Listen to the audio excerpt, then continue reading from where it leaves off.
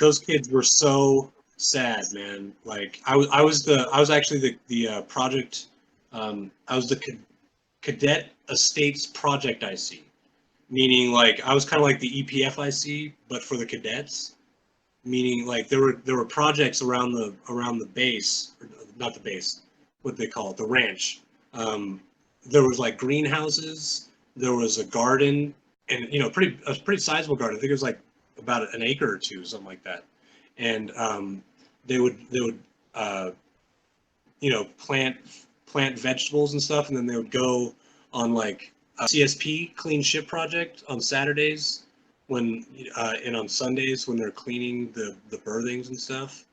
They'll come by in the morning, and they'll have cooked, all the kids from the CEO will have cooked like cinnamon rolls, and they'll bring like fresh vegetables and stuff and sell them to the Sea Org members, and maybe get a chance to see their parents on the side. You know what I mean? And like yeah, those kids were sad. They had to go. They had to do homeschooling, and there was a classroom there, and they had like they had like this German lady who like crapped out of the New World Corps and decided to chill out with the kiddies over at the ranch school. There were projects like putting railroad ties along the sidewalks, gardening, pulling weeds, stuff like that. And I had projects that I had to get completed, and I would have to like recruit the kids to do it. And most of them would disappear if you turn your back, and they just lost in the woods, out in the brush, up in the mountains up there. They're just gone. You know what I mean? And like the only thing, like, and they wouldn't listen to what we had to say at all. And like I had to like write KRs on them and CC their parents in order to like actually like get them to start like paying attention to me and like doing what I said. I was like 18 at the time. It sucked. It was like a terrible job because these kids were like, young. The oldest was like 16, 17 years old. They don't have anywhere else to go. Their parents are in the Sea Org. They're stuck at this fucking like concentration camp for children. Like crazy. Like their free time, they have such a weird schedule. And like good food though, I gotta say. They did have good food.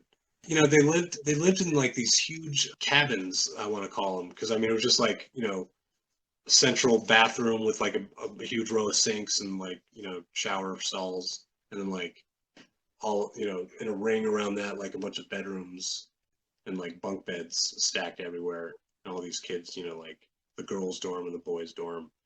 Oh yeah. Man, those kids had so much underage sex that we did not know about. They must have. Those kids Those kids were 13 to 16 to 17-year-old kids, and like all they had to. They had the Disney Channel to listen to on the radio. They had the Disney radio station, so they had like these weird like references that I'd never heard of, as an 18-year-old out in the real world, like because all they had was Disney and like books, Those kids who their parents were in the Sea Org and they grew up and just their existence was this weird pseudo cadet Sea Org existence, not really in the real world, like just a sliver, only a sliver in the real world, but no real education, no real job training, no real job experience, no driver's licenses, no bank accounts, no, those are the Scientology kids that I think struggle the most later on. I couldn't tell you. I do know that there were a couple kids that like came back from being out in the WOG world, as it's called. And these kids were like messed up, like, behavioral issues and stuff like that.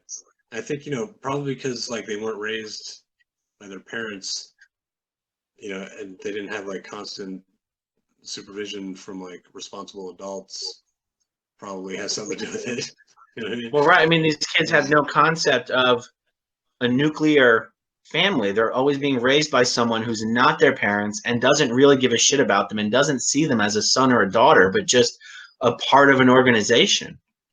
Well, you know, I will say this about most of the teachers, most of the people who are over the kids, like they had genuine like love for these kids. I noticed the vast majority of them, like, you know, they thought they were just so cute and they just smiled, you know, every time they came up. And you know, the behavioral problems were just like, you know, just a sad thing that they had to deal with. You know what I mean? Okay, if you want to see my rock and roll songs, click right on this guitar. And if you want to see a different one of my videos,